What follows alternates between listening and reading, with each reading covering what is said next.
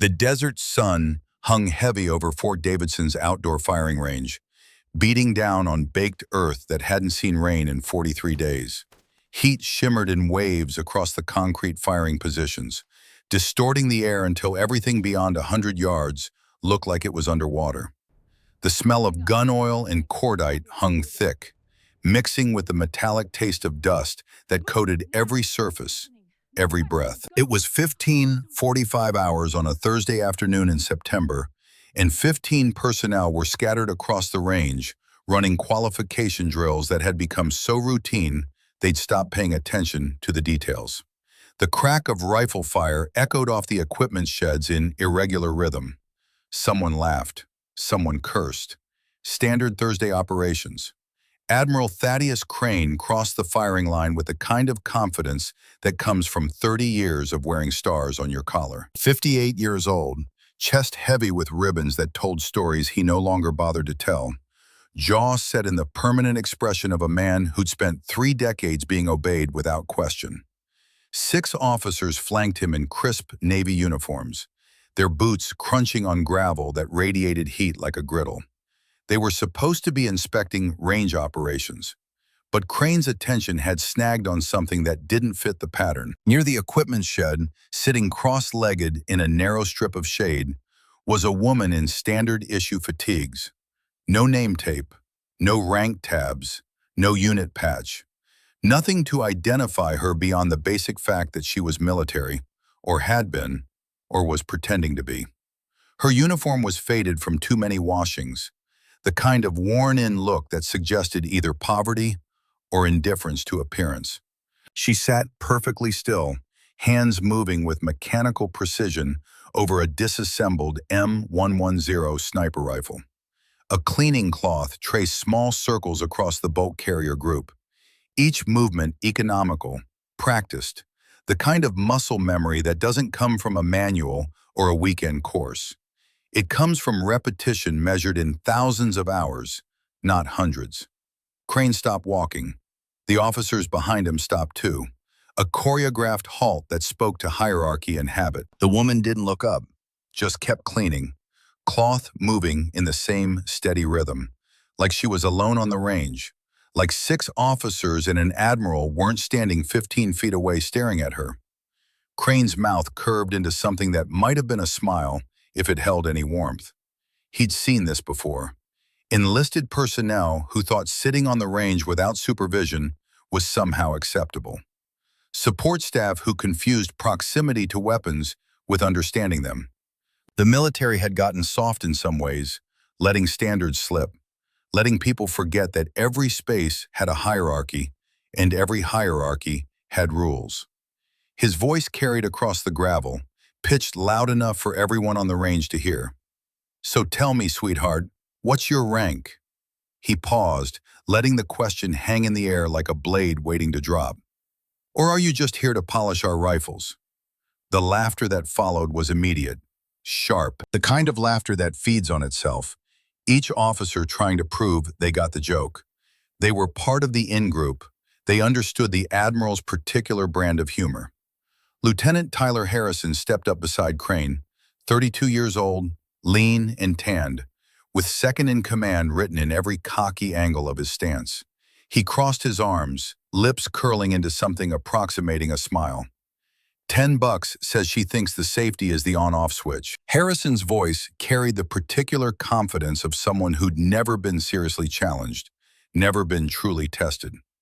"Probably just facilities maintenance. You know how it is, sir. They let anyone on the range these days for cleanup duty." More laughter. A junior lieutenant with fresh academy shine still clinging to his uniform nudged his buddy. 20 says she can't even load that thing properly.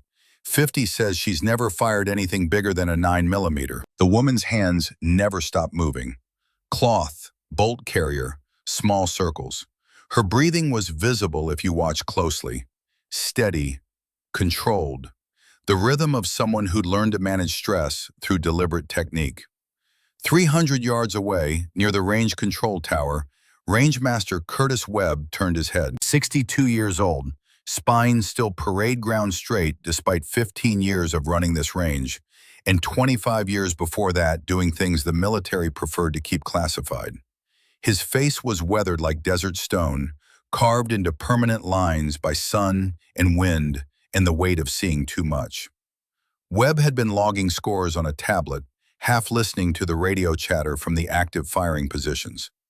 But something about the scene near the equipment shed made him pause, made him set down the tablet and pick up his binoculars instead. Through the glass, he could see the woman's hands, the way her thumb and forefinger held the cloth, the angle of her wrists, the breathing pattern, steady and measured, professional, not amateur, not even close. Webb's jaw tightened. He'd seen that kind of discipline before, seen it in operators who'd been downrange so long they forgot how to breathe any other way. Seen it in people who'd learned that controlling your body was the difference between mission success and catastrophic failure. His hand moved unconsciously toward the radio at his belt, but he didn't key it. Not yet. Just watched through the binoculars, trying to figure out what he was seeing. Near the shed, Crane leaned down, voice dropping to that particular tone senior officers use when they want to sound patient, but are actually deeply annoyed. Look at me when I'm talking to you. Each word precise, clipped.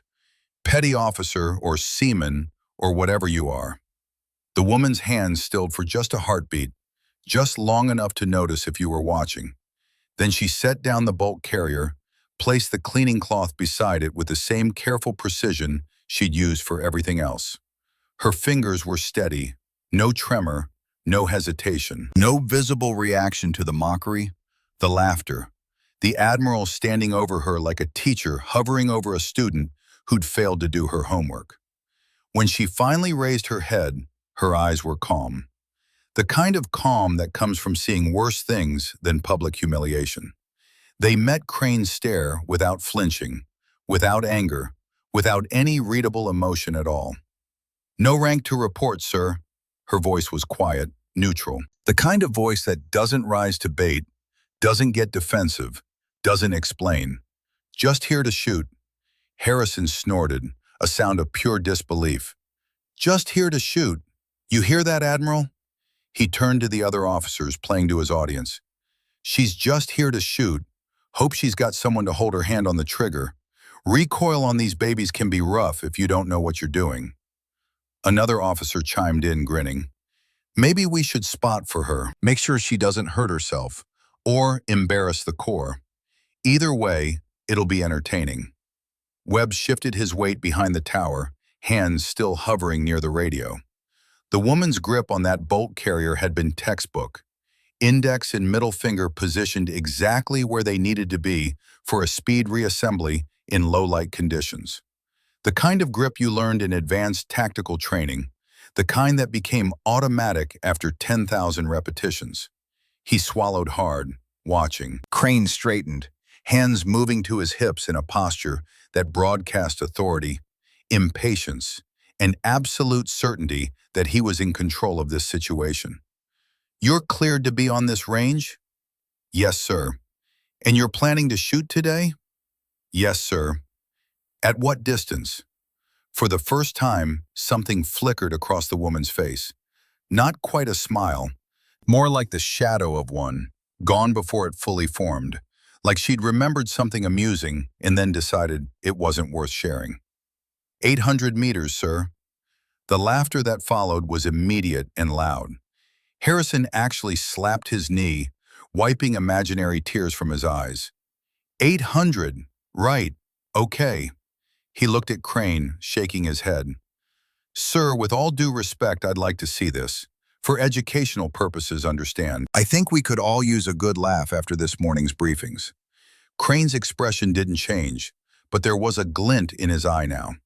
Amusement, maybe, or something harder. The look of a man who just found unexpected entertainment in what was supposed to be a routine inspection. "By all means, Lieutenant, let's see what our mystery shooter can do." He gestured toward the firing line with exaggerated courtesy. "Please, show us your skills." The woman stood without using her hands, one smooth motion from cross-legged to standing, like a coiled spring releasing. No grunt of effort, no hand on the ground for balance. Just up, weight-centered, ready. Her uniform was standard issue, slightly faded. No name tape, no unit patch. Nothing to identify her beyond the basic uniform components. She picked up the rifle, already reassembled, though no one had seen her put it back together, and checked the chamber with a glance that took less than a second. Then she walked to lane 7. Webb was already moving toward that lane before he consciously decided to. His boots carried him closer, angling for a better view, his mind racing through possibilities he didn't want to consider. Something was crawling up his spine. Recognition, maybe. Warning, definitely. The woman settled into position at the bench, rifle resting on the sandbag support. Her posture was textbook perfect. Left hand under the forestock, thumb and first 2 fingers creating a stable tripod.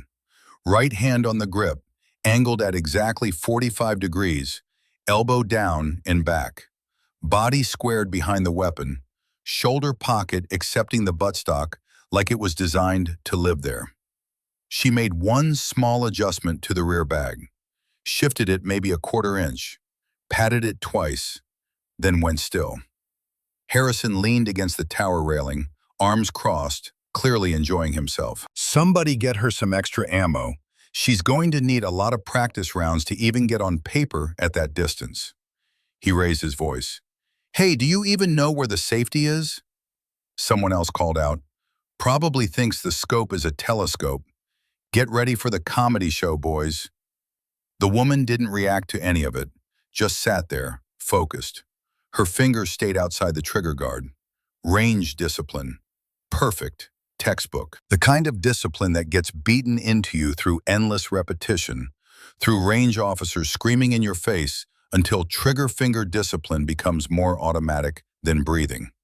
She reached up, made a minor adjustment to the scope's parallax dial. Another adjustment to the windage. Her movements were small, precise. The kind of adjustment someone makes when they've done this thousands of times and know exactly how many clicks equal exactly how many inches at exactly which distance. Webb was 10 feet away now, close enough to see her grip in detail, close enough to see the way her thumb rested along the receiver, the angle of her cheekbone against the stock, close enough to notice the way her breathing had changed into something deliberate, preparatory. His heart started beating faster. He knew this. He'd seen it in exactly 2 places in his entire career, and both of those places were classified above his clearance level. Whenever you're ready, Crane called out, voice dripping with false courtesy. We haven't got all day. Some of us have actual work to do. The woman's breathing settled into a pattern. 3 cycles. Preparation. Getting the body ready. Flooding the system with oxygen. Clearing the mind of everything except the target, the wind, the distance. On the 4th cycle, at the natural respiratory pause, her finger moved to the trigger. The first shot broke clean. The rifle barked once, a sharp crack that echoed off the equipment shed and the tower and the distant hills. The recoil was absorbed smoothly into her shoulder, the rifle barely moving, her body taking the energy and dissipating it through proper form and long practice. She didn't flinch, didn't pull her head off the scope, didn't do any of the 1,000 small things that inexperienced shooters do when a rifle goes off in their hands. Just work the bolt. Extract, eject, load, lock. 1.2 seconds from shot to ready. Chambered the next round, settled back into position. Second shot, same rhythm, same control.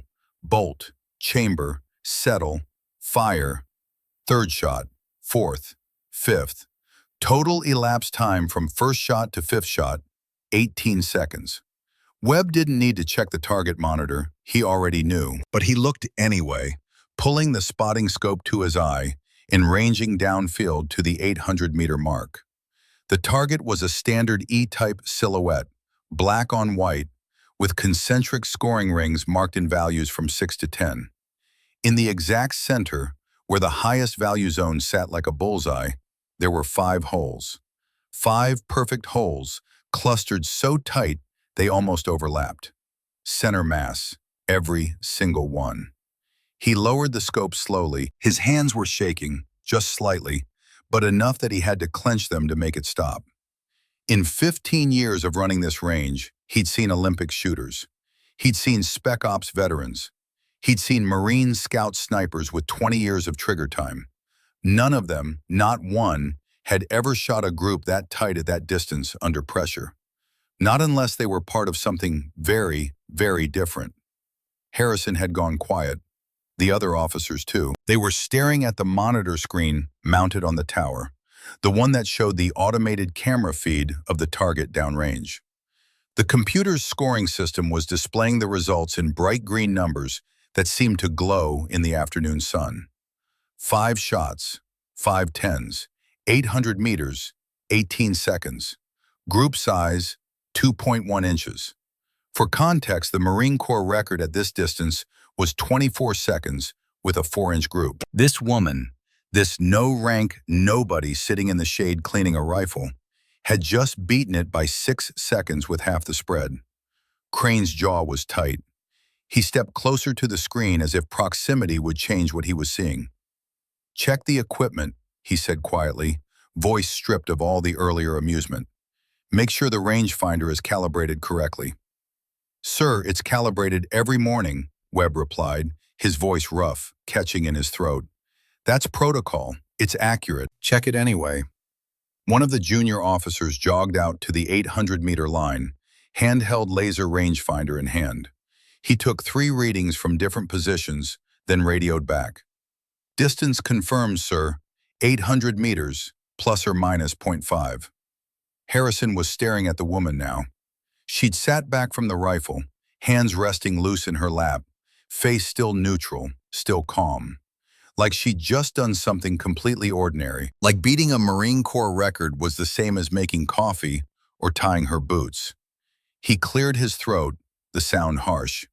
"Lucky shots. Wind must have been favorable." His voice had lost its earlier confidence, taken on a defensive edge. "Or maybe the scope is just really high-end. What kind of glass are you running?"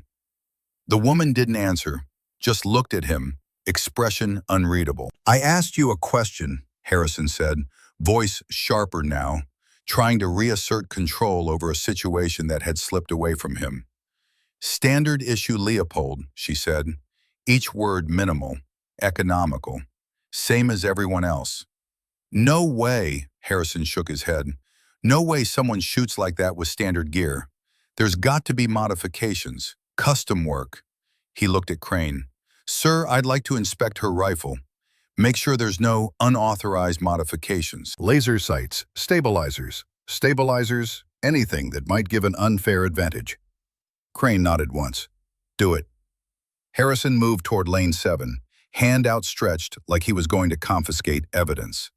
The woman watched him come, but didn't move to stop him. Didn't protest. Just sat there, hands in her lap. He picked up the rifle, turned it over in his hands with the exaggerated care of someone who wants witnesses to see he's being thorough. Checked the scope mounts, examined the trigger assembly, ran his fingers along the barrel, looking for anything that would explain what he'd just seen. His face grew progressively tighter as he found nothing. Nothing except a well-maintained, completely standard issue M110 semi-automatic sniper system with a Leopold Mark V scope. No tricks, no modifications, no secret advantages, just a rifle and someone who knew how to use it at a level that shouldn't exist outside of very specific communities. He set it down harder than necessary, the metal-on-wood contacts sharp in the afternoon quiet. "Fine, so you can shoot." The words came out defensive, almost angry. "Doesn't mean anything. One good string doesn't make you a sniper. Could have been luck, wind, muscle memory from some other range. Any number of explanations." Webb stepped forward before he could stop himself. "Lieutenant, that wasn't luck." His voice carried across the range and several heads turned. "Rangemaster Webb, stand down." Crane's voice cut through like a blade. "Thank you for your input, but I'll determine what is and isn't luck on my range." Webb's mouth closed, but his eyes stayed locked on the woman. She met his gaze for just a moment, and something passed between them. Recognition, maybe, or warning, or the acknowledgement of a shared secret that neither could speak aloud. Then she looked away, turning her attention back to the rifle. Crane walked slowly to lane 7, boot heels clicking on concrete. He stopped beside the bench, arms crossed, studying her like she was a puzzle he needed to solve before it became a problem. "Where did you train?" "Various locations, sir." "That's not an answer." "It's the only answer I'm authorized to give, sir." Harrison made a disgusted noise. "You're not authorized. You don't have clearance for anything. You're just some nobody who got lucky with a rifle." He leaned in closer, voice dropping to something meant to be intimidating. "I've seen it before. People memorizing one trick shot, practicing this exact setup so they can show off when brass comes around. I know what you are." The woman didn't respond, just started breaking down the rifle again, hands moving through the disassembly sequence without needing to look. Muscle memory that went deeper than thought, deeper than conscious control. Crane's eyes narrowed. "If you're really as good as that one string suggests, you'll have no problem demonstrating it again under more rigorous conditions." She paused, bolt carrier halfway out, and looked up at him. "What conditions, sir?" "Official qualification test. Tomorrow morning, 0800. Different range, different distance, time limit, the works." He leaned down, voice dropping to something cold and hard. "If you pass, you get certified. If you fail, you're off my range permanently, and I'll make sure everyone knows you were just a one-hit wonder who couldn't replicate under pressure." "Sir, with respect, I'm not trying to impress anyone." "Then you won't mind proving it." Crane straightened. 0800, bring your own gear. And if you're thinking about backing out, don't bother showing up at all. I don't have time for people who waste my resources."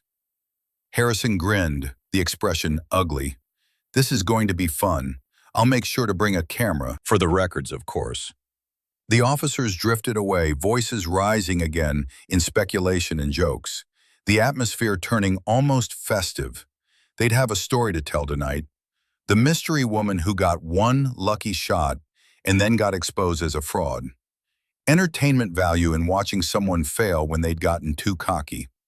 Webb stayed where he was, 20 feet back, watching. The woman finished disassembling the rifle, laid each piece in its phone-lined case with care that bordered on reverence, and closed the lid. She stood, picked up the case, and turned to leave. As she passed Webb, she slowed for just a second. Her eyes flicked to his face, and in that brief moment, he saw something that made his blood run cold.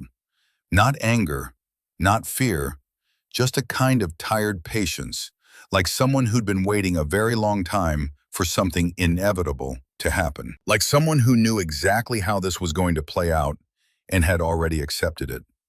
"Range master," she said quietly. Just those 2 words. Then she was walking away, boots kicking up small clouds of dust that hung in the still air.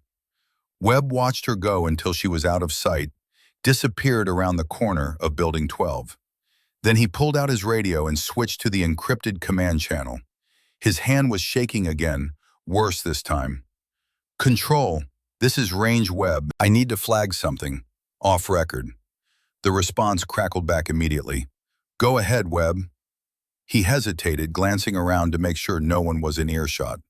The range had mostly cleared out, just a few stragglers packing gear. No one close enough to hear.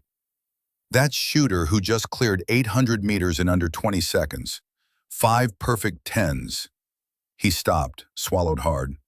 "That kind of performance doesn't happen by accident. I need you to pull any recent transfers, any walk-on authorizations for the past 48 hours. Something's not adding up." "Copy that. Send me her lane number and timestamp. We'll look into it." Webb lowered the radio, staring at the empty lane 7. The sandbag still held the impression of the rifle. The brass casings were still on the ground, gleaming in the late afternoon sun. 5 perfect shots.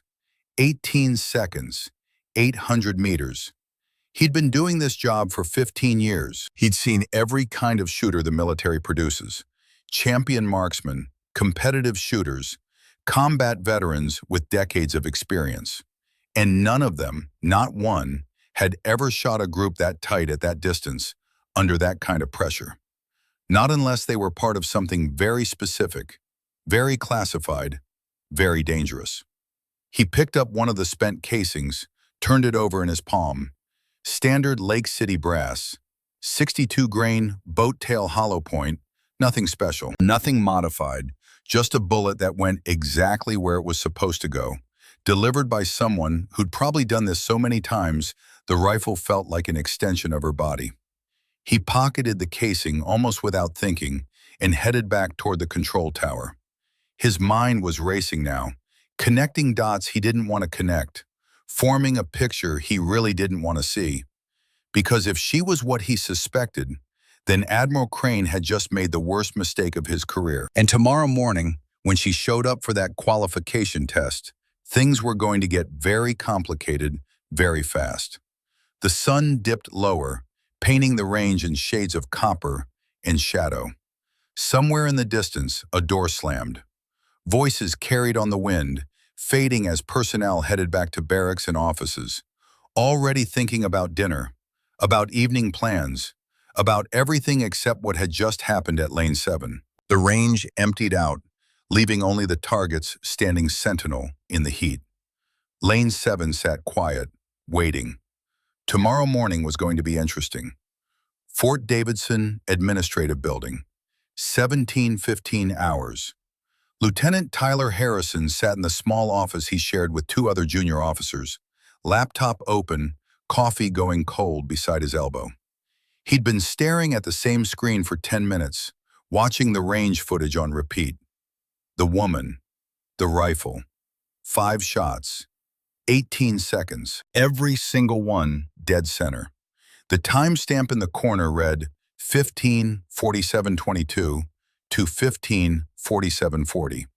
18 seconds that shouldn't exist. 18 seconds that violated everything he knew about shooting at distance, about human capability, about what was possible with standard equipment under pressure. He rewound it again, watched her settle into position, watched the rifle barely move with each shot, watched her work the bolt like she'd done it 10,000 times, which he was starting to realize with growing unease she probably had. Nobody shoots like that without serious trigger time, without training that goes deeper than standard military qualification, deeper than competitive shooting, into territory where people stop asking questions because the answers are classified. The door opened and one of his roommates walked in, dropping a gear bag on the floor with a heavy thud. "You still watching that? Let it go, man. She got lucky." Lucky? Harrison didn't look away from the screen. 5 shots, 800 meters, 18 seconds. All tens. That's not luck, Jensen. Jensen shrugged, pulling off his boots. "So she's good. Big deal. Plenty of good shooters in the military. Hell, you qualified expert marksman 3 years running. You're not threatened by some random enlisted with a hot streak, are you?" Harrison finally tore his eyes away from the laptop. "I've been doing this for 8 years. My best time at 800 meters is 32 seconds for 5 shots, and I was happy with that. Proud of it even." He looked back at the screen. She did it in 18, and her group was tighter than mine has ever been. "So she's better than you. Happens. Get over it." But Harrison couldn't get over it, because there was something else bothering him, something he couldn't quite articulate, the way she moved. The way she didn't react when Crane and the others were riding her, like she'd heard worse, like she'd survived worse, like public humiliation was just background noise compared to wherever she'd been before. He closed the laptop, leaned back in his chair.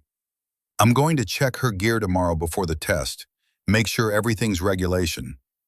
"Dude, Crane already said to inspect it. You did. You found nothing." "I know what Crane said, but I want to see it myself. Under controlled conditions. Something's off. She's too good, too calm. It doesn't add up." Jensen gave him a long look. You know what your problem is? You can't stand that some random woman just rolled up and outshot you in front of the Admiral. That's what this is really about, isn't it? Harrison started to argue, then stopped. Maybe Jensen was right. Maybe he was just bitter that someone had made him look mediocre in front of senior leadership. But it didn't change the facts. Nobody shoots like that without a story, without a history, without training that leaves marks. And whatever her history was, she was keeping it locked down tight. No name tape, no rank, no unit patch. Just a uniform and a rifle, and skills that didn't match the blank slate she was presenting. "I'm going to run her through the system," Harrison said, standing and grabbing his jacket. "See what comes up." "You don't even have her name."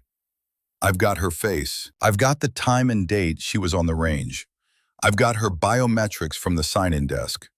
That's enough to query the database." Harrison headed for the door, then paused. "And if I'm right, if she's hiding something, then tomorrow's test is going to get real interesting, real fast." Jensen just shook his head, pulling out his phone. "Whatever, man. Let me know when you find out she's just a really talented private with a chip on her shoulder. I'll laugh at you then." Harrison left without responding. The hallway was empty, fluorescent lights humming overhead, casting that particular shade of institutional white that made everything look slightly unreal. He took the stairs two at a time, heading down to the ground floor where the admin offices were. Personnel records, security clearances, service histories, everything digitized now, cross-referenced across every branch, accessible to anyone with the right clearance level. If she was legitimate, she'd be in there. If she wasn't, well, that was a different problem entirely. He swiped his ID card at the door to the personnel office. After hours, but his clearance got him in. The room was dark except for the glow of a single monitor left on standby. He sat down at the nearest terminal, logged in with his credentials, and pulled up the range access logs from today.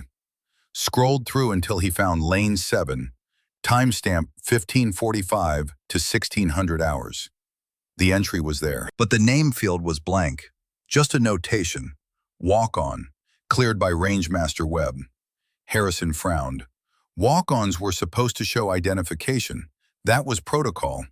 How did she get on the range without logging a name? He switched to the security camera feeds, found the angle covering the sign-in desk at the range entrance, rewound to 1530 hours. There, she was walking up to the desk, handing something to the clerk. The clerk looked at it, typed something into the computer, then waved her through. The whole interaction took less than 30 seconds. He zoomed in on her hand. She was holding some kind of card, but the resolution wasn't good enough to make out details. Could be a standard military ID, could be something else. The clerk's screen was angled away from the camera, so there was no way to see what was entered into the system. Dead end.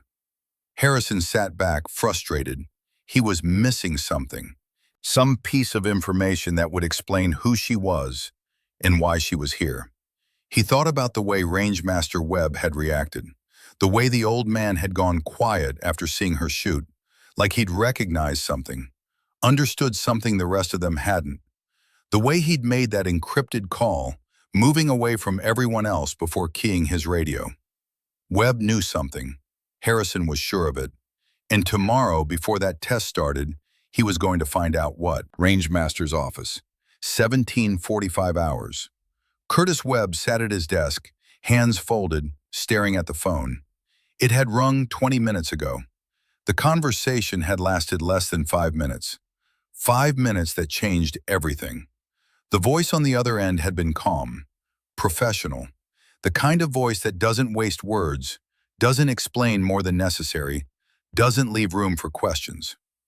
Rangemaster Webb, this is Colonel Vance, G2 Intelligence. We've processed the inquiry you sent up this afternoon regarding the individual in question. Webb had straightened in his chair. Yes, sir. The individual is cleared to be on your range. Beyond that, I can't tell you anything else. Do you understand? Sir, I need to know. You need to know that she's cleared, that's all. Do not run her prints. Do not flag her access. Do not discuss this conversation with anyone outside of secure channels. Are we clear, Range Master? Webb had swallowed hard. Yes, sir, clear. Good. And Webb, one more thing. If she shoots tomorrow, let her shoot. Don't interfere. Don't intervene. Don't try to protect anyone from the consequences. That's an order. The line had gone dead before Webb could respond. Now he sat in the quiet of his office, trying to process it. G2, intelligence. They didn't get involved in range operations. They didn't call down to installations like Fort Davidson unless something significant was happening. Something that crossed into the world of need to know and above your clearance level. She wasn't just some talented shooter, she was something else, something protected. Something that made full bird colonels from intelligence shops call down to tell range masters to stand down and shut up. Webb opened his desk drawer, pulled out the spent casing he'd pocketed earlier, turned it over in his fingers. Standard brass. But the way she'd shot it, the precision, the speed, that wasn't standard. That was something else entirely. He thought about what he'd almost seen when she was working on the rifle. Her sleeve had shifted slightly when she reached for the cleaning rod, just enough for him to catch a glimpse of something on her forearm. Dark lines, geometric. He hadn't gotten a good look, but it was there. And if his instincts were right, that marking was going to tell a very specific story. Tomorrow morning, when she showed up for the qualification test, things were going to get complicated. Because Admiral Crane didn't know what he was walking into. And Harrison, with his bruised ego and his need to prove something, was going to push. Push hard. And when you push someone like her, someone with that kind of training, that kind of history, you don't get the reaction you expect. You get something much worse. Webb set the casing down, picked up his phone, and scrolled through his contacts. Found a name he hadn't called in 3 years. Master Sergeant Barrett Finch, retired. Living about 40 minutes away in Mesa. Finch had been around. Spent 20 years in places that don't appear on official rosters, working with units that don't officially exist. If anyone could help him understand what he was dealing with, it was Finch. He hit dial. The phone rang twice before a gravelly voice answered. Webb, this is a surprise. Barrett, I need to ask you something. Off the record. A pause. Go ahead. If I describe a shooter to you, female, late 20s, no visible rank or unit identification, shoots 5 perfect 10s at 800 meters in under 20 seconds with standard gear, complete calm under pressure. Webb took a breath. What would that tell you? Another pause, longer this time. When Finch spoke again, his voice had changed. Gone careful. I'd tell you that kind of performance doesn't exist outside very specific programs. And if you've got someone like that on your range, you don't ask questions. You just do your job and stay out of the way. That's what I thought. Webb, listen to me. Finch's voice carried an urgency that made Webb's chest tighten. If she's what I think she is, then she's operating under authority you don't have access to. And if your admiral is pushing her into a public test, things could get complicated fast. Complicated how? The kind of complicated where people realize they've been making assumptions about someone who's way outside their weight class. The kind where egos get bruised and careers get reassessed. Finch paused. Just be ready. And whatever happens tomorrow, you stay professional. You document everything, and you keep your head down. Understood. And Webb, if she's really one of them, she's already 10 steps ahead of everyone else. So whatever game your admiral thinks he's playing, he's already lost. He just doesn't know it yet. The line went dead. Webb set the phone down slowly. His hands were shaking again, worse this time. He looked at the casing one more time, then dropped it back in the drawer and locked it. Tomorrow morning. 0800 hours. Qualification test. Different range, different conditions. All the pressure Crane could bring to bear. And somewhere out there, the woman with no name was preparing. Not worried, not nervous, just preparing. Because whatever Crane thought was going to happen tomorrow, he was wrong. Dead wrong. Webb stood, turned off the desk lamp, and headed for the door. As he walked out into the cooling evening air, he said a quiet prayer. Not for the woman, she didn't need it. For Crane, because tomorrow morning, the Admiral was going to learn a very hard lesson about assumptions. And that lesson was going to come at 1,000 meters, delivered with the kind of precision that would leave no room for doubt. The door clicked shut behind him. The office went dark. And somewhere in the New Mexico night, preparations were being made for a reckoning that had been building for longer than anyone realized. Fort Davidson Qualification Range, 0758 hours. The morning air carried the coolness of desert night, not yet burned away by the climbing sun. The qualification range sat isolated on the far side of Fort Davidson, a quarter-mile from the main compound, designed for formal testing under observation. Concrete firing positions instead of dirt, standardized target arrays at measured distances, camera systems covering every angle, nothing left to chance, nothing left to interpretation. Admiral Crane arrived early with 4 officers, including Harrison.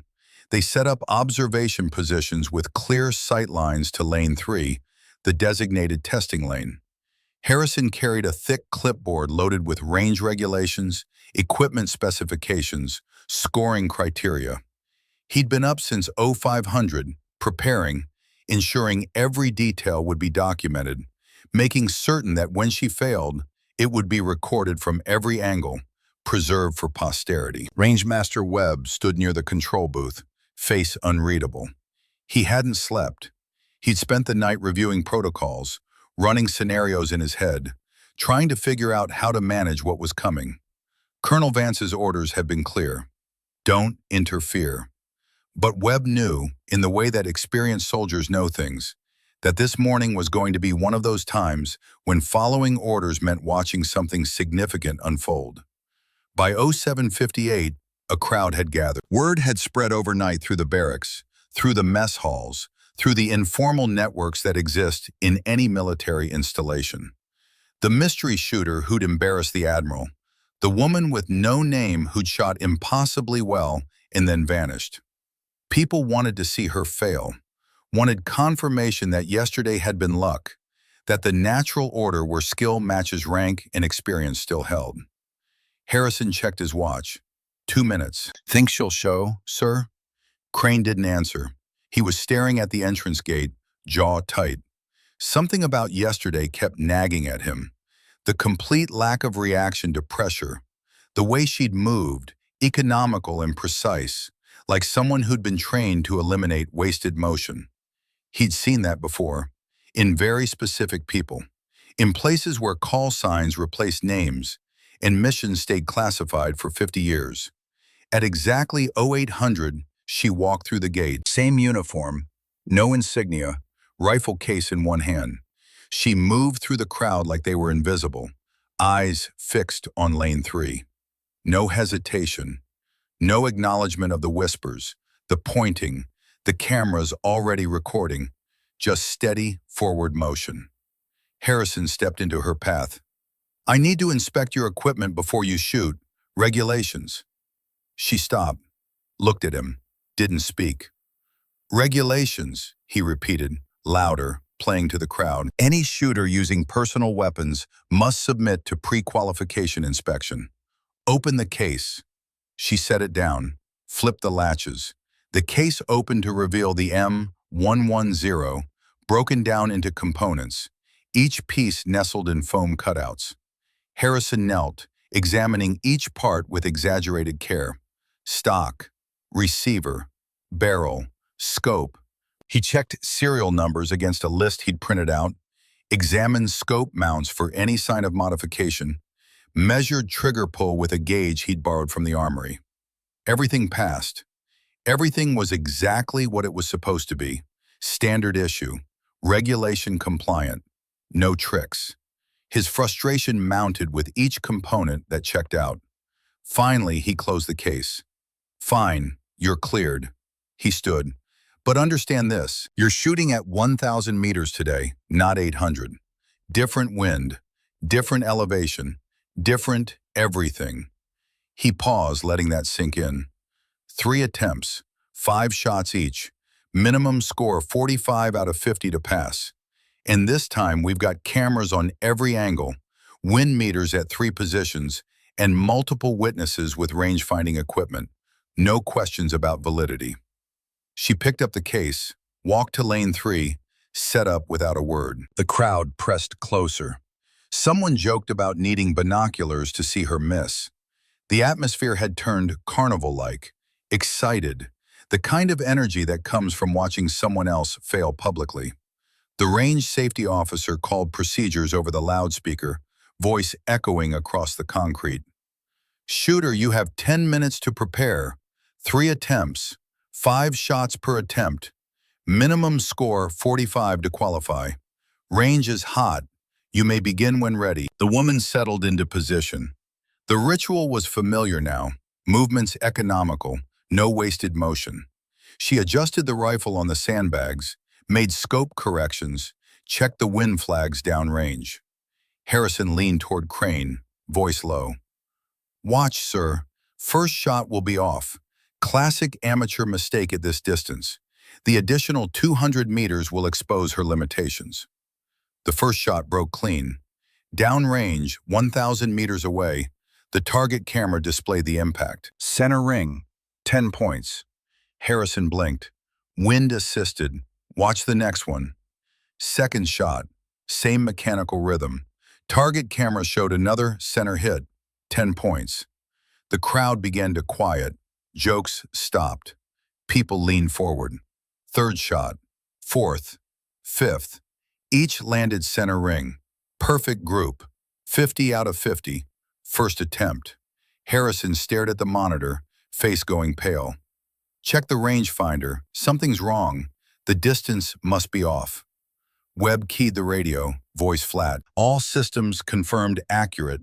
Range is 1,000 meters, plus or minus .3. Calibration verified this morning, per protocol, witnessed and logged."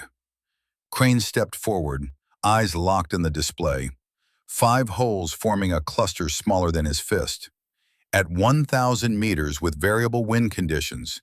His mind was racing now, connecting dots, remembering things from decades ago, briefings he'd sat through, reports he'd read, operations he'd been read into. This wasn't just skill.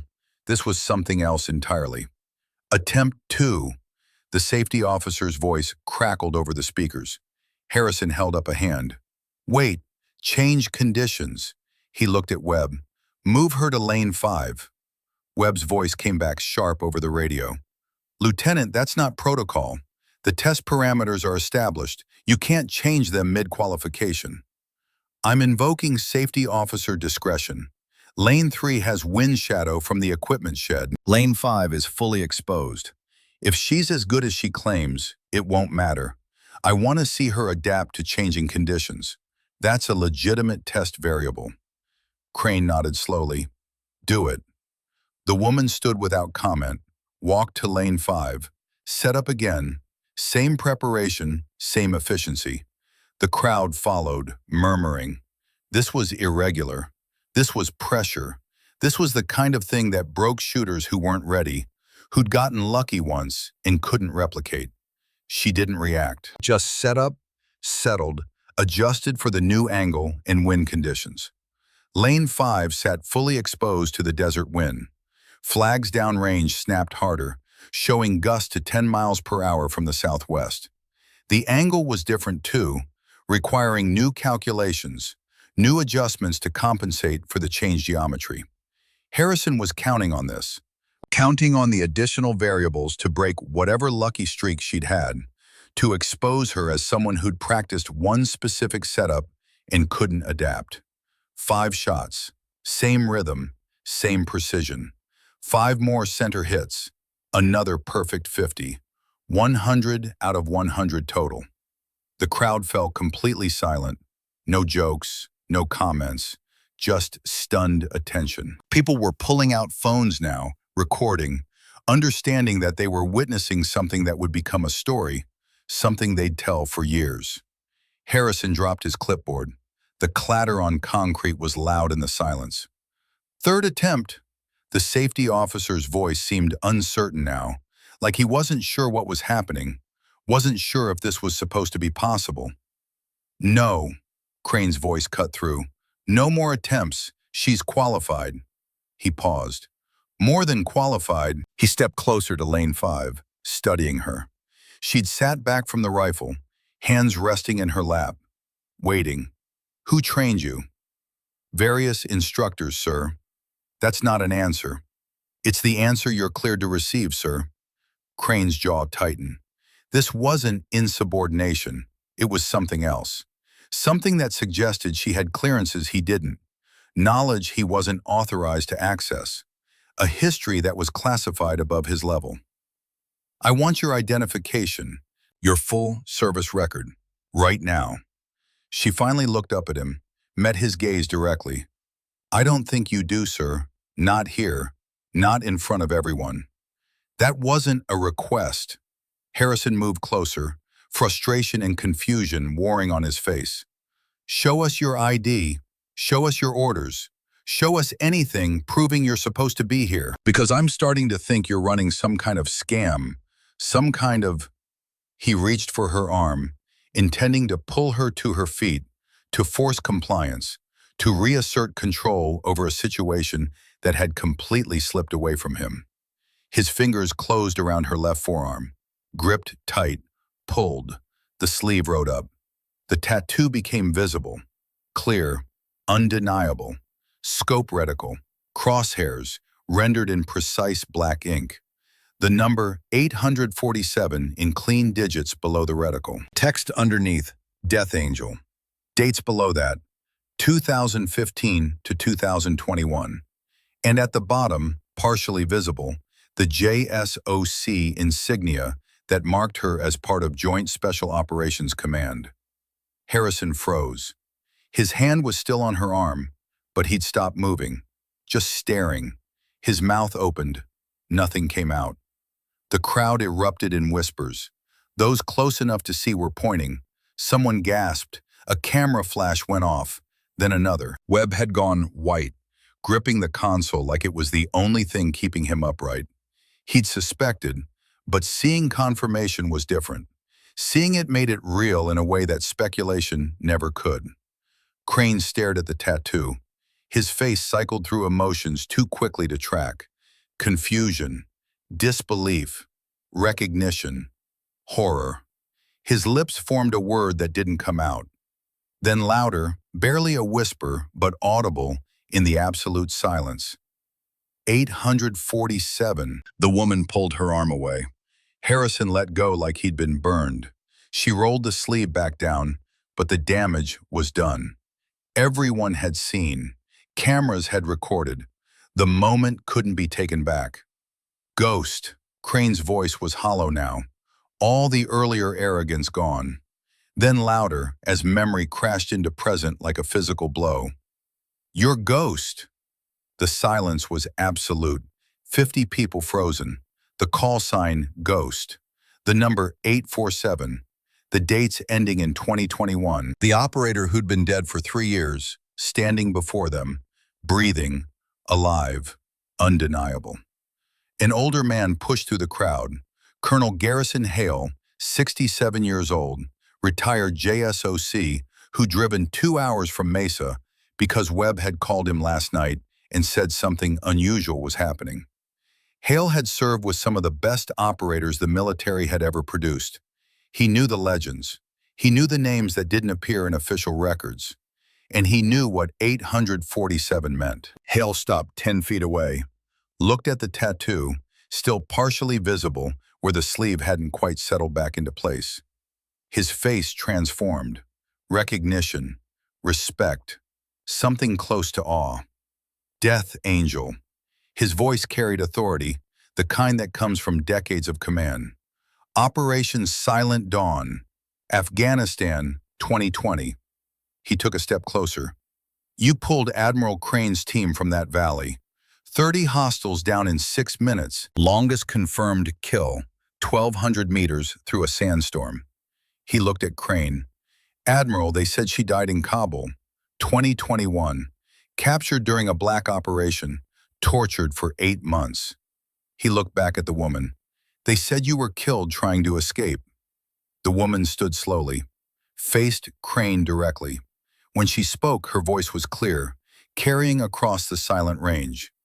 Captain Marlo Garrett, Joint Special Operations Command, Sniper Operations, 2015 through 2021. 847 confirmed eliminations. She paused, letting that number sink in. And you, Admiral Crane, are in immediate danger. The words hung in the air like smoke from a discharged weapon. Every eye fixed on Marlo, then swiveled to Crane, then back. The crowd had gone from carnival atmosphere to funeral silence in the space of 3 heartbeats. Crane stepped back involuntarily. "What are you talking about?" Marlo's voice remained level, but there was steel underneath now. The voice of someone delivering mission-critical intelligence. The same network that killed my father, Brigadier General William Garrett, in 2005, is targeting you. They know you're scheduled to testify before Congress in 3 weeks. They know you have evidence connecting them to procurement fraud and intelligence leaks. They're planning to eliminate you before that testimony happens. Harrison found his voice, shaky but trying for skeptical. "That's insane. You're making this up. You're—" "Lieutenant Harrison," Marlo turned to face him directly. "How long has your family been receiving threats? When did the photographs start arriving? The ones showing your wife Rachel leaving work at 07:30 every morning. Your children, Emma and Lucas, at Ponderosa Elementary School. The close-ups of them on the playground." Harrison went rigid. The blood drained from his face so fast he swayed slightly. "How do you know those names?" "Because the same people threatening them are the ones who sent me to die in Kabul 3 years ago. They've been using you. 6 weeks of pressure. First small requests, routine information that seemed harmless. Then escalation. Photos, videos, specific instructions." She paused. "They have your family right now, Lieutenant, and they've been using you to ensure Admiral Crane doesn't survive long enough to testify." The clipboard fell from Harrison's hands, clattering on concrete. He was shaking now, the tremors visible from 10 feet away. "You don't know what you're talking about. You can't possibly—" "Warehouse in the Industrial District, Building 7B, south side of base. 2 guards outside, 3 inside with hostages. They're scheduled to move your family to a secondary location in 38 minutes. Marlo checked her watch. "After that, we lose them. After that, they disappear into a network that's been operating for 19 years across 4 continents. Harrison backed away, his face collapsing. 6 weeks of terror, of impossible choices, of being crushed between the duty he'd sworn to uphold and the family he'd sworn to protect. All of it broke through at once. I didn't have a choice. They showed me video. They showed me Emma crying, asking for her daddy. They said if I didn't cooperate, if I told anyone, they'd kill them all. They'd make me watch, and then they'd kill me too." Crane was processing everything, his mind working through implications, connections, memories from nearly 2 decades ago. The investigation with William Garrett, the car bombing that had killed his partner, the evidence they'd been building before it all fell apart. If this is true, why hide? Why not come directly to me when you arrived on base? Because I needed to know who the traitor was. I needed the network confident enough to move their pieces openly. I needed to identify who was compromised before I could act. Marlo looked steadily at him. "And I needed you to see what I could do before I told you who I was. Otherwise, you'd never have believed me." She took a breath. 5 years ago in that valley in Afghanistan, you called over the radio asking who was providing overwatch. I told you it didn't matter. You just needed to stay alive long enough for extraction. Same situation now, Admiral. You need to stay alive long enough to testify. I'm here to make sure that happens. Hale stepped forward, his voice cutting through with the authority of decades of command. "Captain Garrett, what do you need?" "Extract Lieutenant Harrison's family. We have 37 minutes before they're moved. After that window closes, they're gone." She turned to Harrison. I can get them back, but you help me. You tell me everything. Right now. Every detail, every contact, every instruction they gave you. Harrison was crying openly now. 6 weeks of hell spilling out. Warehouse 7B. I don't know the exact address. They blindfolded me when they showed me Rachel and the kids were alive. Showed me they were unharmed, that they'd stay that way as long as I cooperated. I know where it is. Marlowe's voice was certain. I've been surveilling the network for 3 months. I know their safe houses, rotation schedules, weak points in their security. She looked at Crane. I need your authorization to conduct hostage rescue operations on U.S. soil, within base perimeter. Now, sir. Crane didn't hesitate. Whatever doubts he'd had, whatever questions remained, the look in her eyes told him everything he needed to know. This woman had survived things that would have broken most operators. She'd come back from the dead with a specific mission. And she wasn't asking for permission out of protocol. She was asking because she was still a soldier who believed in the chain of command. You have it. What else? Lieutenant Harrison comes with me. He knows details about his captors' methods, their communication patterns. That intelligence could save lives. She paused. And you stay here, Admiral, surrounded by witnesses, surrounded by cameras. The network won't move on you while there's documentation, while there are this many eyes watching. Crane nodded slowly. Understood. Marlowe turned to Webb. Range Master, I need you to pull security footage from the past 3 months. Any vehicles entering the industrial district between 0200 and 0400 hours. Cross-reference plates against base personnel. Find patterns. Webb was already moving toward the control booth. On it. The person running this network is on this base. Marlowe's voice cut through the murmuring crowd. High rank, trusted, someone who's been operating in plain sight for years, built a reputation as a patriot while selling classified intelligence and facilitating the theft of military equipment. Hale was pulling out his phone, making calls. I can have operators here in 40 minutes. Retired JSOC. All cleared, all trustworthy. We don't have 40 minutes. Marlowe started toward the parking area. We move with who we have. Harrison, you're with me. Hale, if you're coming, I need you ready to move in 3 minutes. Harrison wiped his face, trying to pull himself together.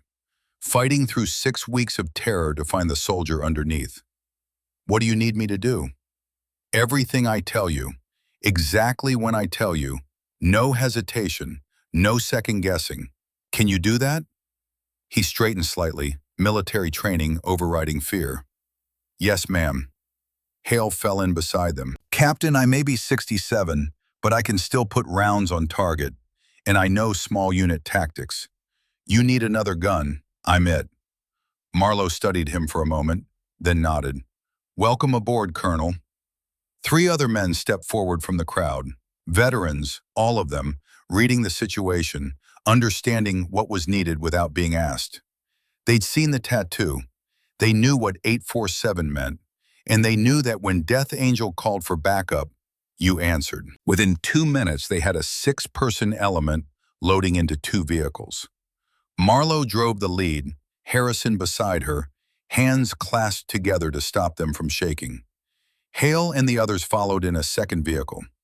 As they pulled out of the parking area, Harrison's voice broke through the tactical planning running through Marlowe's head. Why are you doing this? You don't know me. You don't owe me anything. After what I did yesterday, trying to humiliate you, sabotage you, you were protecting your family. That's not a crime. That's being human. Marlowe navigated around a delivery truck. The crime was committed by the people who put you in that position. They're the ones who'll answer for it. I don't deserve your help. Maybe not, but your wife and children do. They didn't choose this. They're innocent. She glanced at him. And when this is over, you're going to spend the rest of your career making sure no one else gets leveraged the way you were. You're going to build safeguards into the system. That's how you pay the debt. Harrison nodded slowly, something like hope appearing in his eyes for the first time in 6 weeks. Behind them, Hale was coordinating on his phone, calling in favors, alerting contacts, making sure that whatever happened in the next hour, there would be proper command authority backing their actions. The industrial district appeared ahead. Abandoned warehouses, chain-link fences, the kind of place where things happened that people didn't ask questions about. Marlowe pulled into an alley 3 blocks from the target building, killed the engine, turned to face the element. 34 minutes until they moved the hostages. 2 guards outside, 3 inside based on surveillance I conducted last week. Priority is the Harrison family comes out alive. Everything else is secondary. Non-lethal engagement if possible, but if they force a lethal response, don't hesitate. She looked each of them in the eye. Questions? Hale shook his head. Rules of engagement are clear. Protect the innocent. Everything else follows from that. Harrison stays with the vehicles. Engine running. When we bring your family out, you drive straight to the base hospital. You get them into protective custody. You don't wait for us. You don't look back. Understood? Harrison nodded, not trusting his voice. We go in 3 minutes. The element prepared in silence. Weapons checked. Magazines loaded. Vests adjusted. The quiet efficiency of people who'd done this before, who understood that talking was just wasted time when the clock was running. Marlowe led them through the scrub brush that had grown up around the abandoned buildings, moving low and fast, hand signals instead of words. The warehouse appeared ahead, rust-streaked metal siding, 2 guards outside, exactly as she'd said, both smoking, weapons slung casual, bored, complacent. They never saw it coming. Marlowe and Hale moved simultaneously from different angles. 2 suppressed shots, tranquilizer darts, not lethal. Both guards dropped within seconds of each other, cigarettes falling from slack fingers. The element converged on the main entrance. Marlowe didn't breach dramatically. She picked the lock with tools from her kit, the skill coming back automatically from hundreds of training hours. The lock clicked open. She eased the door inward, 2 inches per second, minimizing noise. Inside, 3 men sat at a folding table playing cards. Behind them, in the corner, Rachel Harrison sat on the floor with Emma and Lucas, pressed close to her sides. Zip-tied hands, terrified faces, but alive, unharmed. Marlowe whispered into the radio Harrison was monitoring. 3 hostiles, package located, 30 seconds to contact. She eased further inside, weapon up. Hale was behind her, the others spreading to cover angles and block exits. One of the guards stood, stretching, walking toward a refrigerator in the corner. He pulled it open, and in the reflection on the stainless steel interior, he saw armed figures behind him. "Contact!" he was shouting even as he reached for his weapon. The carefully planned, silent extraction evaporated instantly. Marlowe fired, tranquilizer dart catching him in the shoulder, but his shout had already alerted the others. One guard grabbed Rachel, hauling her up as a human shield, pistol appearing in his hand, impressing against her temple. Emma screamed. Lucas started crying, the sound high and terrified. Back off, or I kill her right now." The guard was backing toward a rear door, dragging Rachel with him. Marlowe's voice was dead calm, the tone she used when talking down targets who didn't understand how thoroughly they'd already lost. "You're surrounded, 6 weapons on you. You shoot her, you're dead in half a second. You let her go, you walk out of here alive. Choose." "You're bluffing. You won't risk hitting her." Hale's voice came from the darkness to the guard's left. "Son, the woman talking to you has 847 confirmed kills. You think she can't make a shot that drops you without touching the hostage? You have 3 seconds to release her. 1. The guard's eyes went wild, calculating, trying to find an exit that didn't exist. 2. Hale threw a flashbang through the window behind the guard. The warning gave Marlowe just enough time to pull Emma and Lucas down, shield them with her body. The flashbang detonated. 2 seconds of complete sensory overload. White light, concussive sound, disorientation. Marlowe fired in that 2-second window, trusting muscle memory and countless hours of training. The dart hit the guard's exposed neck, the only part of him not covered by Rachel's body. He dropped. Rachel broke free, stumbling forward. The second conscious guard opened fire, rounds sparking off concrete. Hale returned fire, rubber bullets designed to incapacitate without killing. The guard went down hard, leg shot, screaming. Marlowe was already moving, covering Rachel and the children. "Harrison family, we're U.S. military, here to extract you. Stay down, stay quiet, we're getting you out." She cut their zip ties with a tactical knife. Rachel was sobbing, trying to hold both children at once, trying to process that this was rescue, this was safety, this was over. "Can you walk?" Rachel nodded, pulling Emma and Lucas to their feet. "Stay behind me, stay close, we move fast." They were halfway to the door when it burst open. A woman stood there, 50s, gray hair pulled tight, wearing civilian clothes but carrying herself with unmistakable military bearing.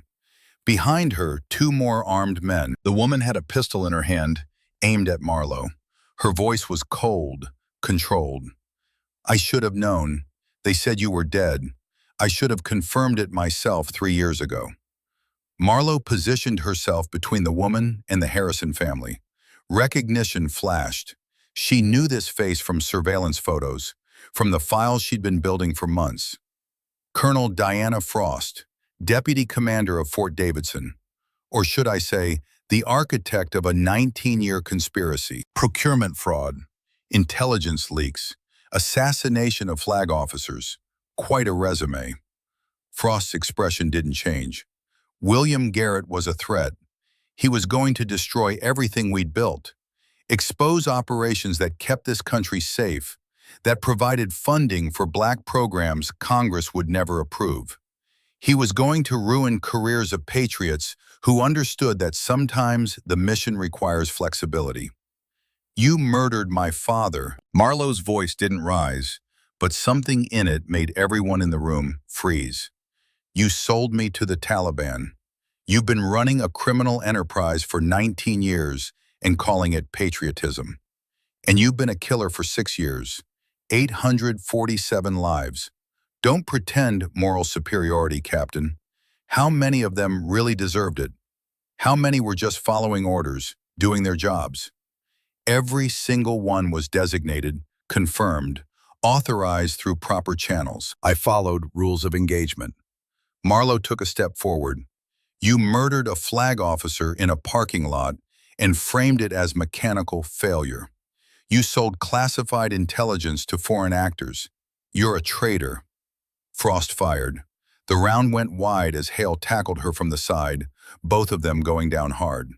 Frost's weapons skittered across the floor. Her 2 guards opened fire.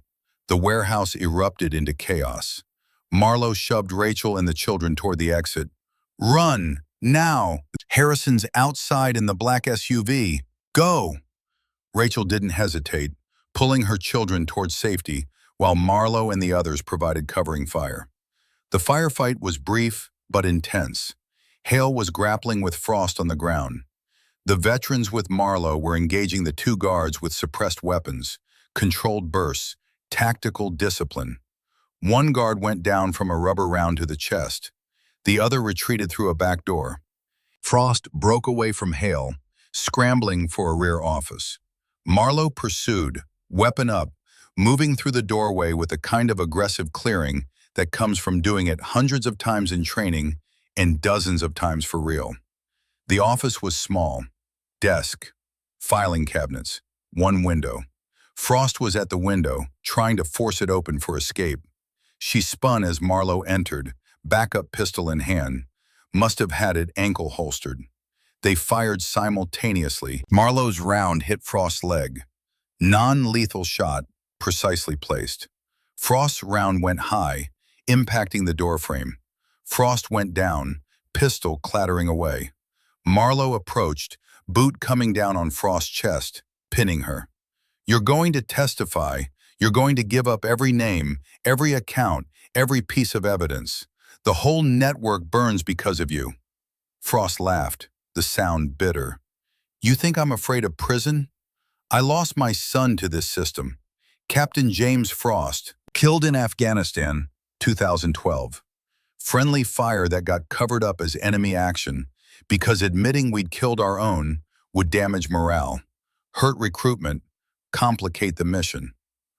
Marlowe's expression shifted slightly. I know about your son. I read the classified report. I know what happened, and I'm sorry for your loss. What they did, the cover-up, that was criminal and wrong. Then you understand. The system failed him, failed me, so I made the system work for me instead of against me. I took what I was owed. Your son died believing he was serving something greater than himself. You dishonored that belief by becoming exactly what he fought against. Marlowe's voice was quiet, but absolute. He died with honor. You're dying with none. Frost's face contorted. Don't talk about my son. Don't pretend to understand what I lost. I lost my father when I was 10 years old. Watched the news footage of them pulling his body from a burning car. Spent 19 years hunting the people responsible. Marlowe raised her weapon slightly, aimed at Frost's head. And here you are, the last piece of the puzzle. Her finger moved to the trigger. The shot was lined up. Perfect angle, perfect distance. One squeeze and 19 years of hunting would be over. Justice delivered in the time it took a bullet to travel 15 feet. Hale's voice came from the doorway. Marlowe, don't. She killed my father. And if you kill her, you become what she is. An executioner. Someone who decides guilt and punishment without trial, without due process. Hale stepped closer. Your father believed in the system. He died trying to fix it from inside, not burn it down from outside.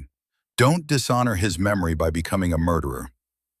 Marlowe's hands were shaking now, the weapon barrel wavering slightly. 19 years of rage and grief and determination, all focused into this one moment. The woman who'd destroyed her family, the woman who'd sent her to torture in Kabul, the woman who'd built an empire on corruption and called it patriotism. One shot. Justice delivered in 0.3 seconds. 5 seconds of silence. 5 seconds that felt like 5 years. Marlowe lowered the rifle. You're right. She looked down at Frost. Death is too easy. You get to watch your network collapse. You get to spend decades in a cell knowing that everything you built is gone. That your son's name will be cleared and separated from yours. That you'll be forgotten as just another corrupt officer who got caught. She stepped back. That's worse than death, and you know it. Frost's face collapsed, the reality hitting her. Not martyrdom, just time, just irrelevance, just being forgotten while the world moves on. Military police arrived minutes later, sirens wailing. They loaded Frost into a vehicle, read her rights, processed the scene with methodical efficiency. They secured the 5 captured men. Medical personnel checked Rachel and the children, shaken but physically unharmed. Harrison was there, having pulled the SUV to the warehouse entrance the moment he heard the flashbang. He was on his knees in the parking lot, arms around his family, crying openly. Rachel held him tight. Emma and Lucas clung to both parents. Marlowe approached slowly. Harrison looked up at her, tears streaming. Captain Garrett, his voice broke. I humiliated you. I sabotaged you. I tried to make you fail in front of everyone. And while I was doing that, you were protecting my family. You were saving my children. He started to lower his head, unable to meet her eyes. Look at me, Lieutenant. He did.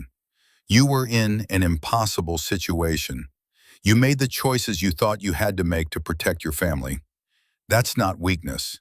That's love. She paused. When this is over, you don't owe me gratitude. You owe the system improvement. You make sure no one else can be leveraged the way you were. You build safeguards. That's how you pay the debt. Harrison stood slowly, came to attention despite the tears.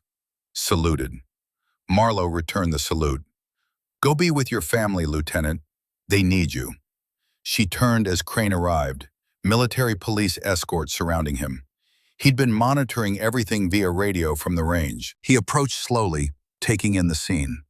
The captured conspirators, the rescued family, the woman who'd been dead for 3 years, standing in the middle of it all. He came to attention, saluted. Captain Garrett, on behalf of the United States Navy, on behalf of every person you protected and saved, on behalf of your father who would be proud beyond measure, thank you. Marlowe returned the salute. Just doing my job, sir. No. Crane's voice was rough with emotion. You did far more than your job. William Garrett was my friend, my partner. When he died, I was afraid. I had a wife, children, so I stayed silent, told myself there was nothing I could do. He dropped the salute. But you've been fighting this battle alone for 19 years. I'm sorry I didn't have your courage back then. You're testifying now, Admiral. That takes courage too. Only because you gave me the chance. Only because you came back from the dead to protect me. Crane paused. What happens to you now? I testify against Frost and her network. Then I figure out who Marlowe Garrett is when she's not Death Angel anymore. Webb approached, tablet in hand. Captain, we pulled the footage.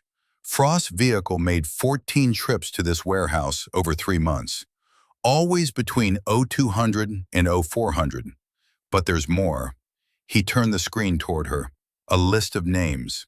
Officers. High-ranking. Multiple branches. Frost gave initial testimony in exchange for consideration.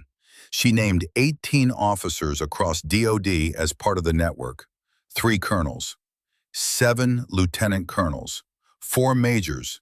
All in positions where they could influence procurement, intelligence distribution, operational planning. Marlowe scanned the list, memorizing names. Send this to G2 Intelligence. Colonel Vance, encrypted channel priority. She looked at Crane. Sir, this is bigger than we thought. If Frost is telling the truth, this network has infiltrated multiple commands. We'll need comprehensive counterintelligence operations. Crane nodded grimly. I'll make the calls. But Marlowe, there's something else you should know. Frost mentioned a name during initial questioning. Senator Richard Castellano, Armed Services Committee Chair. Marlowe's jaw tightened. The architect. She claims he's been running the network for 19 years, that everyone else, including her, were just implementing his directives. The man who'd ordered her father's death. Not on the ship, not in reach, operating from the safety of political power. Hale's hand on her shoulder. You can't go after a sitting senator alone, Captain. I know. Her voice was quiet.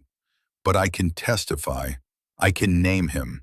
I can provide evidence and let the system work the way my father believed it should. She looked at the warehouse, at the tactical teams processing the scene, at the Harrison family being loaded into an ambulance for medical evaluation, despite no serious injuries. Mission accomplished. Network exposed. Family saved. Justice beginning to move forward.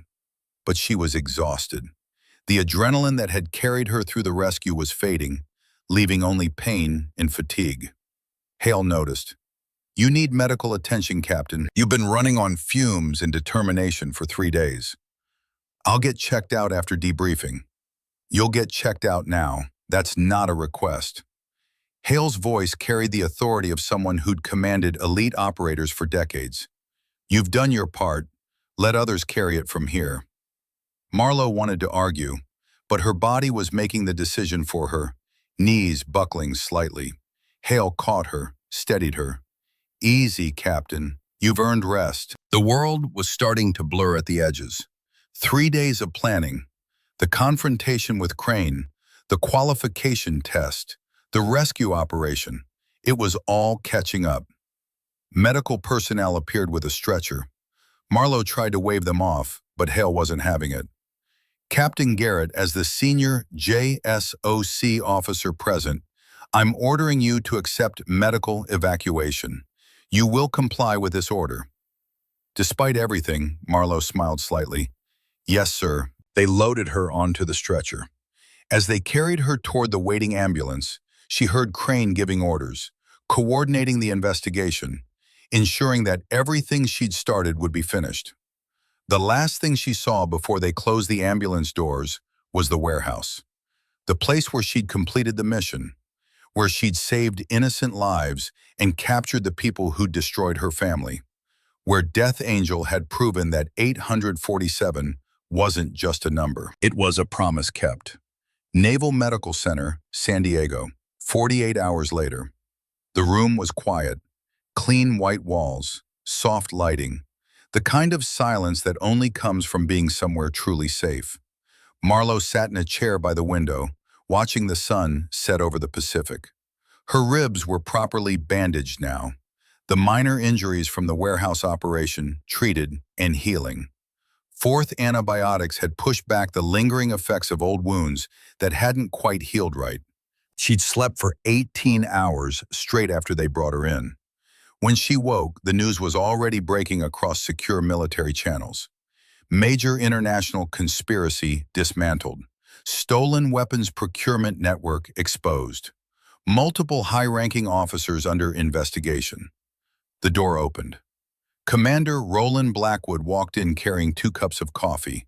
He handed her one, then settled into the chair beside her. 62 years old, graying beard cropped close, shoulders still broad despite retirement. He'd been her instructor at BUD/S years ago, her mentor during early SEAL deployments, the man who'd taught her that surviving wasn't the same as winning. For a moment, neither spoke. Just watched the light fade over the water.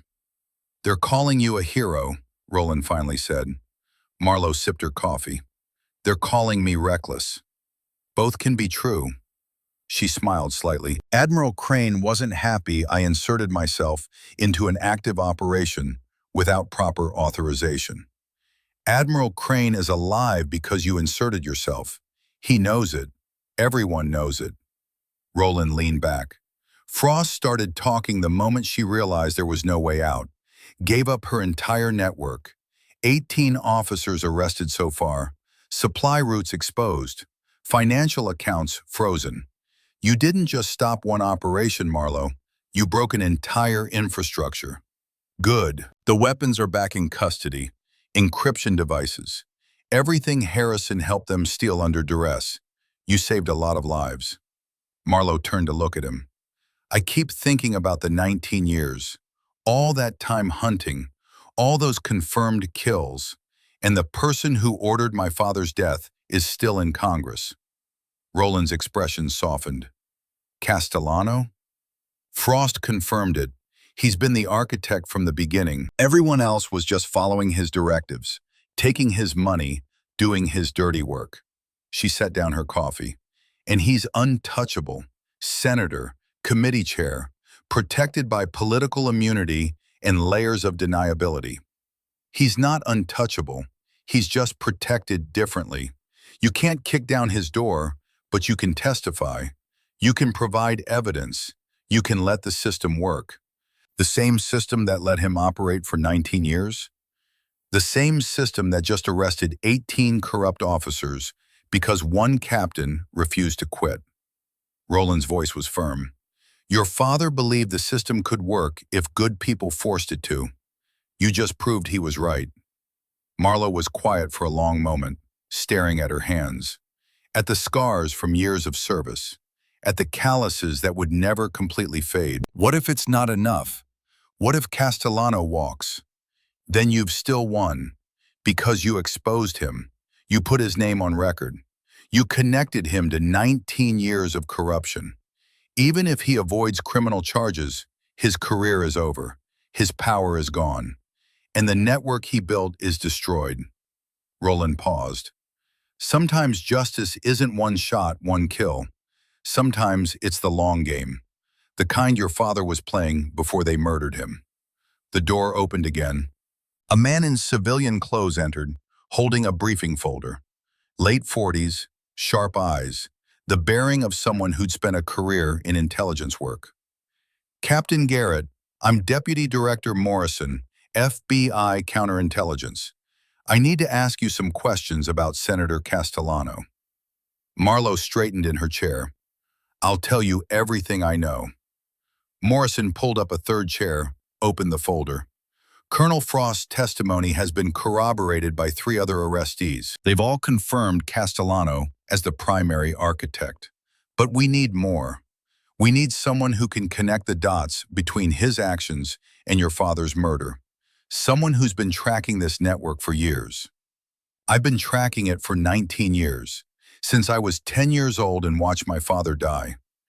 Then help us build the case. Testify before the grand jury. Give us everything you have. Morrison leaned forward. Castellano is powerful, but he's not immune to evidence. If we can prove he ordered the assassination of a flag officer, engaged in espionage, facilitated the theft of military weapons, he goes to prison for the rest of his life. But we need you. Marlowe looked at Roland. He nodded slightly, encouraging. She looked back at Morrison. I'll testify. I'll give you everything. Documents, surveillance, connections I've mapped over the years, all of it. It won't be easy. His lawyers will attack your credibility. They'll bring up your JSOC record, your confirmed kills, try to paint you as unstable or revenge-driven. Let them try. I've survived worse than lawyers. Morrison smiled slightly. I believe that. He stood. We'll be in touch to schedule your deposition. In the meantime, you focus on recovery. This is going to be a long process. After he left, Roland stood as well. I should let you rest. Roland, he paused at the door. Thank you for everything. The training, the guidance, for teaching me that surviving wasn't enough, that I had to win. He smiled. You're the one who did the work, Captain. I just pointed you in the right direction. He paused. Your father would be proud, not just of what you accomplished, but of who you became in the process. After he left, Marlowe sat alone with her coffee in the sunset, thinking about the 19 years, about the hunting, about the moment she'd lowered her weapon instead of executing Frost. She'd chosen the system over revenge. Her father would have approved. 3 months later, the system delivered. Congressional hearing room, closed session. Marlowe sat at the witness table in her dress uniform, hand raised, taking the oath. Behind her, the gallery was packed with investigators, military observers, legal counsel. On the panel sat 12 members of Congress, including the chairman of the Armed Services Committee, not Senator Castellano. He'd been removed from the committee the day after his name appeared in Frost's testimony. Currently facing federal indictment for conspiracy, espionage, and ordering the murder of a flag officer. The chairman leaned forward.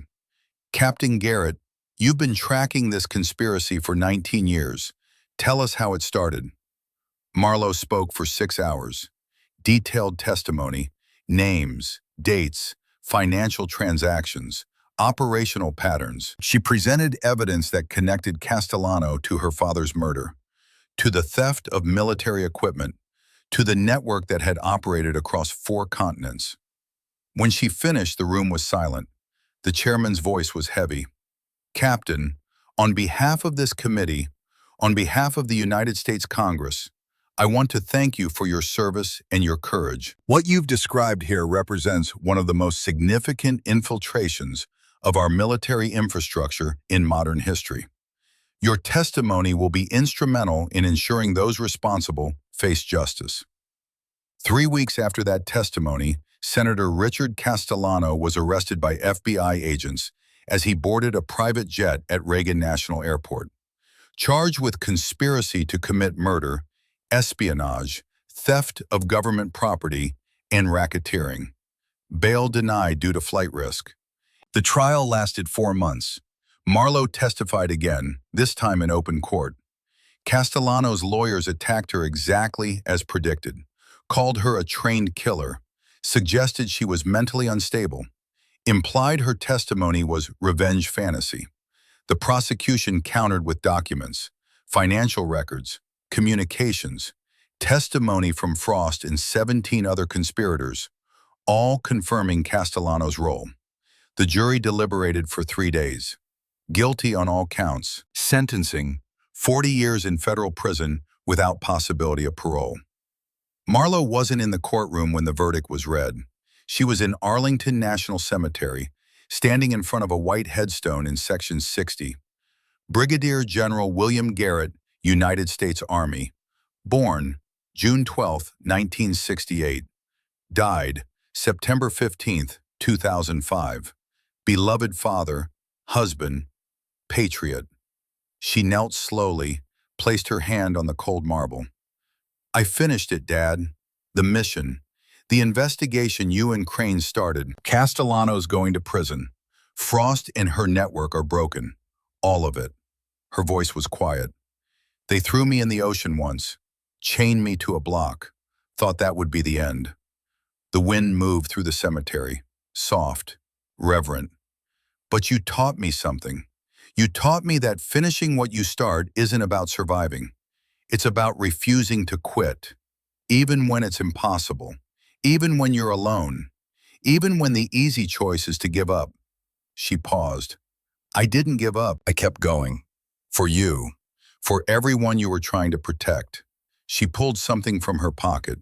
Her JSOC trident, the pin she'd earned through blood and determination, and refusing to quit when every instructor said she couldn't make it. She pressed it into the earth at the base of the headstone. Mission complete, sir. She stood slowly. Roland was waiting a respectful distance back, hands in his pockets. She walked to him, and they headed toward the cemetery entrance together. Behind them, the sun broke through clouds. Light spilled across the headstones, turning white marble gold. At the gate, Marlo stopped, looked back one more time at the rows of heroes who'd gone before. Roland opened his truck door. Where to? She smiled. Tired, scarred, unbroken. Somewhere quiet. I think I've earned some peace. That's everywhere, Captain. The world's full of quiet places for people who've done their share. Good. She climbed into the passenger seat. Because I'm done hunting, done fighting, done being Death Angel. Roland started the engine. What will you do instead? Figure out who Marlo Garrett is when she's not carrying a rifle. Learn to sleep without nightmares. Maybe get a dog. She looked out the window at the passing landscape. Normal things. Civilian things. They drove in silence for a while, leaving Washington behind, heading south toward Virginia countryside. The late afternoon sun painted everything in shades of amber. Marlo's phone buzzed. She pulled it out, saw a notification from the Navy Personnel Command. Official retirement orders. Effective immediately. Honorable discharge after 9 years of service. Full benefits. Letter of commendation from the Secretary of the Navy. She was free. No more missions. No more targets. No more Death Angel. Just Marlo Garrett. Veteran. Survivor. Woman who'd spent 19 years fighting and finally won. Roland's voice broke her thoughts. You okay? Yeah, she smiled. Better than okay. For the first time in 19 years, I'm actually okay. Good, because I know a place in New Mexico. Small town. Quiet. The kind of place where nobody asks questions and neighbors respect privacy. Might be a good place to start over. You've been thinking about this? I've been waiting for you to be ready for it. He glanced at her. You're ready now. Mission's over. Justice is served. Debt is paid. Time to live instead of just survive. Marlo leaned back in the seat, closed her eyes, felt the sun warm on her face through the window. New Mexico sounds good. 6 months later. The house was small, adobe construction, traditional southwestern style. Desert landscape stretching to the horizon. Mountains visible in the distance, purple and blue in the late afternoon light. Marlo knelt in the garden she'd planted behind the house. Tomatoes, peppers, herbs, things that grew, things that created instead of destroyed. It was harder than she'd expected, learning to nurture instead of eliminate. But Roland visited weekly, teaching her civilian skills to replace military ones, gardening instead of tactics, cooking instead of field rations, living instead of surviving. A truck pulled into the driveway. Marlo stood, brushed dirt from her hands, walked around to the front. Garrison Hale stepped out, carrying groceries. "Thought I'd check on my student," Marlowe smiled. In the months since Fort Davidson, Hale had become something between a friend and a mentor. The older operator who'd seen her for what she was and offered guidance instead of judgment. "I'm 29, Colonel. Don't need a babysitter." "Good thing I'm not babysitting. I'm teaching." He walked toward the house. "Today's lesson, proper enchilada preparation. Tomorrow, fishing techniques that don't involve tactical planning." They cooked together in the small kitchen. Easy conversation. Stories from Hale's career. Questions about Marlowe's plans. The comfortable silence of two soldiers learning to be civilians. "You getting better at this?" Hale asked, gesturing at the house, the garden, the quiet life. "Some days. Other days I wake up reaching for a rifle that isn't there." Marlowe chopped vegetables with the same precision she'd once used for mission planning. "But it's getting easier." "Good. That's what recovery looks like. Not a straight line, just gradually more good days than bad ones." After dinner, they sat on the porch watching the sunset. Hale handed her a beer. They clinked bottles. "You ever think about going back?" he asked. "Every day." Marlowe took a sip. "But then I remember why I left. 847 confirmed kills. 19 years of hunting. I did my share. Time for someone else to carry the burden." Wise choice. They sat in comfortable silence as the stars appeared overhead. In the distance, coyotes called to each other across the empty miles. Marlowe's phone buzzed.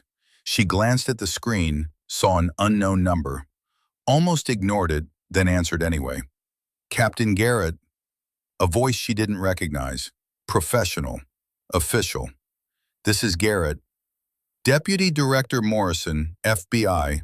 We spoke 6 months ago about the Castellano case." "I remember. Is there a problem?"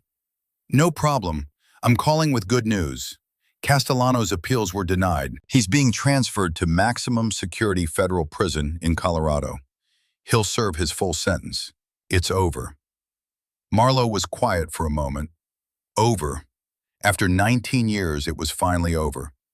"Thank you for letting me know. One more thing, Captain. We've been tracking the network's financial accounts. Frost and Castellano combined had over $400 million in overseas holdings. Most of it has been recovered and will be returned to the military budget. But there's a reward program for whistleblowers who expose fraud at this scale. You're eligible for a significant payment." "I don't want it. Put it toward the William Garrett Memorial Scholarship. Admiral Crane established it for children of fallen service members." "I'll make sure that happens." Morrison paused.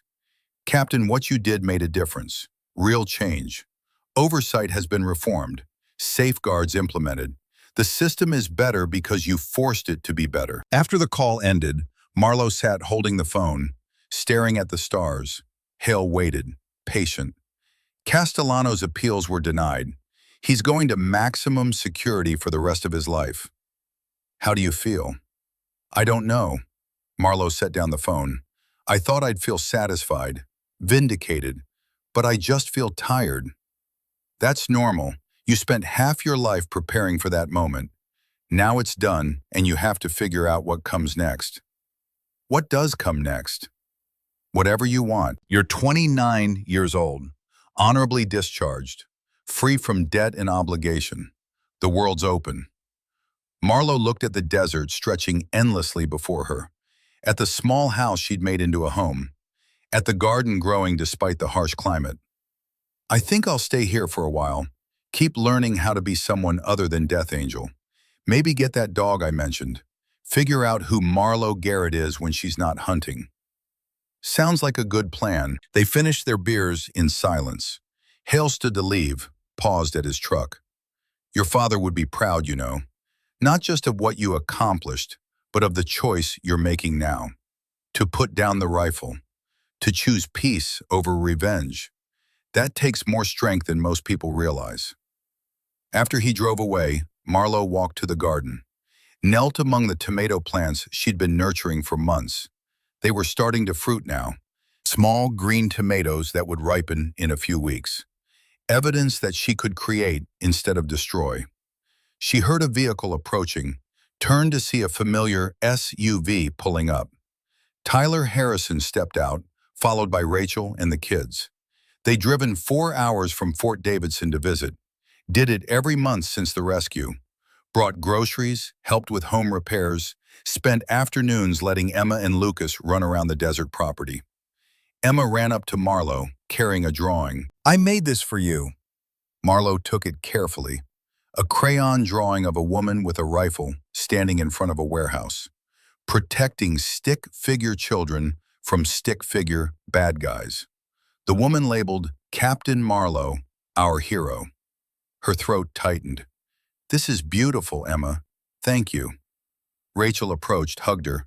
"You look good, healthy." Getting there, learning to sleep through the night, learning that not every sound is a threat. Harrison hung back slightly, still carrying guilt despite Marlo's repeated assurances. She waved him over. "How's the new program going?" He'd been transferred to a training command where he was developing ethics and resilience curricula for junior officers, teaching them to recognize coercion, to ask for help, to understand that choosing between duty and family didn't have to mean betraying both. "It's good, really good. We've had 30 officers complete the first course. The feedback is positive. People are learning to recognize the warning signs earlier." He met her eyes. "It's helping, because of what you did, because you showed me there was another way. You found the way yourself. I just gave you the opportunity."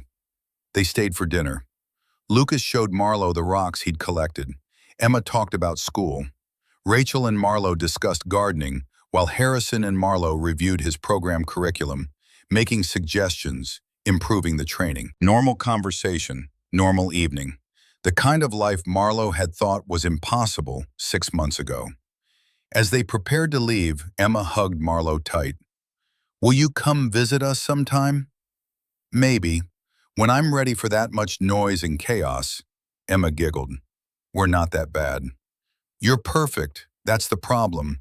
I'm still learning how to be around perfect." After they drove away, Marlo stood in the driveway watching taillights fade, feeling something she hadn't felt in 19 years. Peace. Not the absence of conflict, the presence of resolution. The knowledge that she'd finished what her father started, that justice had been served, that the people she'd saved were living good lives. She walked back to the garden, sat among the plants as the last light faded, thought about the 19 years, about the hunting, about the confirmed kills, about the moment in Frost's office when she'd chosen the system over revenge, about her father, who'd believed that good people could force broken systems to work. He'd been right. The system had worked, because she'd made it work.